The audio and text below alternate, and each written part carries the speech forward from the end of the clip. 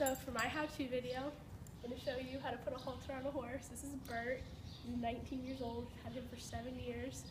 So this is called a halter, and this is what you do, and you put around their neck, and this is a lead rope. This is what you use to walk them. So don't do this at home because you're not supposed to do this, but I know my horse isn't going to go anywhere. So what you do when you put a halter on is you put your hand over their nose, and you take the halter, and you slide it under their nose, and you buckle it around the top of their head, and you clip the top of it.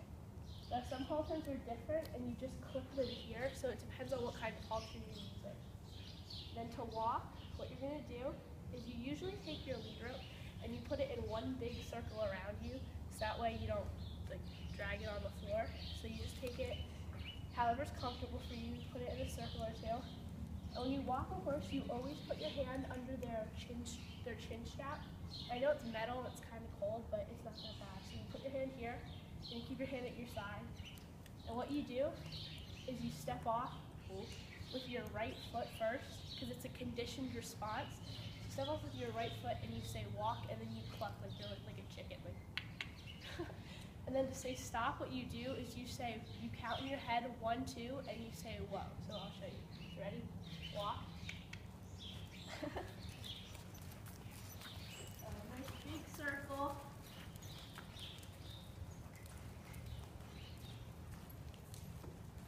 And then to stop, you go 1, 2, whoa. And when you whoa, it always helps to stop with your right foot because they can kind of see that, so it helps them also get ready. Now when you're riding a horse, there's a lot of other things you can do too. It's not just walk and stop. So if you want to back your horse up, what you do is you step to the front of them and you lift your hand, and then you kind of cluck or kiss and you say back. You step towards them, and then they'll back up. Now the goal of backing up is to back up in a straight line, but you can also have them back a circle. So we'll try that and see how it goes. Back.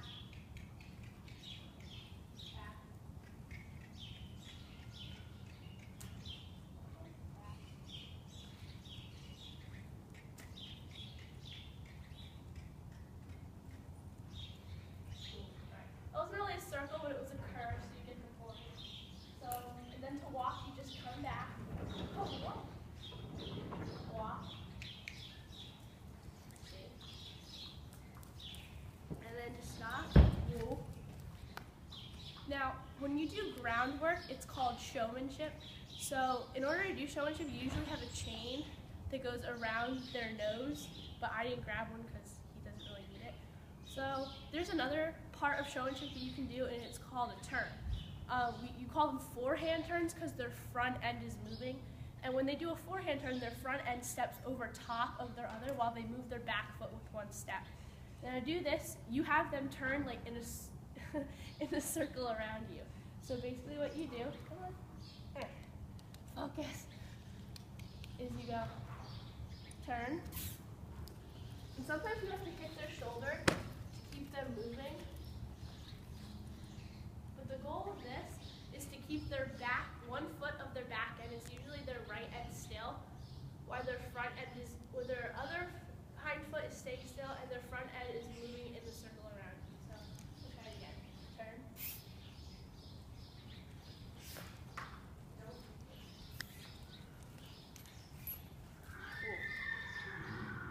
When you show horses, there's a lot of different combinations of things you can do, like a forehand turn and then back up.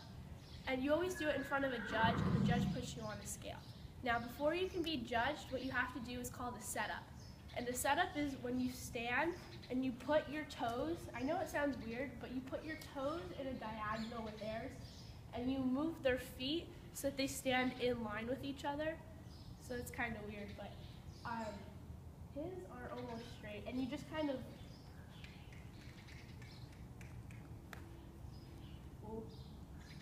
and then his front feet, and that's called a setup. And then what you do is called the box, and the judge will walk around you in a circle, and you'll step, cross, step together. And you do that in a box system because a show isn't about you, it's about your horse. So you go in the box system to show off the horse in the best way possible. It's winter, so it's cold, so he actually has 2 blankets on. Normally we wouldn't have them on when we were out here, but it's really cold, so I figured I'd give him a free. So once again, just to repeat what we learned for today, the halter, this part, and then your lead rope. Okay. Don't go anywhere. And what you do, oh shaky, is don't bite this. You put it under their neck, under their nose, above their head. It goes over top of their ears in what we call their bridle path. And you just hook it on and put the buckle in. It's always really important that you make sure all the buckles are tucked in because horses are really smart, even though their brains are only the size of a walnut, they're really smart. So they'll figure out how to do different things so it's always important to have the buckle tucked in. And then to walk normally, what you do is you grab your rope, put it in the circle, you grab under here, you step with your right foot and you say walk, walk. And then just stop,